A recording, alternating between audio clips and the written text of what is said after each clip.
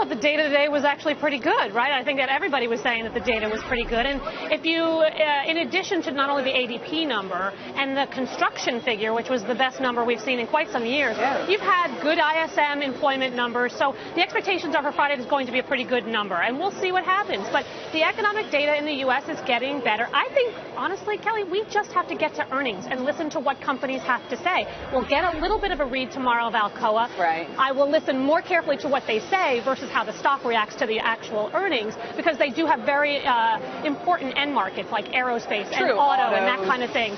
So let's listen. Let's get to earnings. Let's hear what the companies have to say before we panic about selling off and taking the profits. A lot of the industrial parts of the economy, Nathan, that are looking a little better right now. So what do you think? I mean, we come into 2014 and we start with, it's a little bit of a damp squib. What happens now?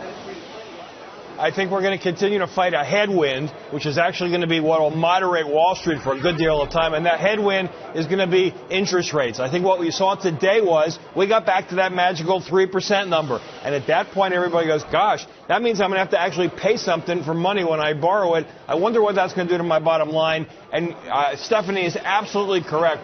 You're both right. We got to get to earnings season and realize, whew, yeah, we can actually have higher interest rates and the economy will still grow and we'll probably still sell houses and people will still buy cars because they're 11 and a half years old, la da da da. What was really interesting is that I think that, say, in the emerging world, in the emerging markets, people are going to be very excited about what they're hearing because there has been a lot of discussion about tapering. Is this going to be something that's disruptive to the emerging markets? Now people will recently have been focused more on the positives, that maybe this actually means that the economy is recovering. Of course, that's a really good thing to hear from, especially in a place like China, where the economy is so dependent on the recovery of the United States.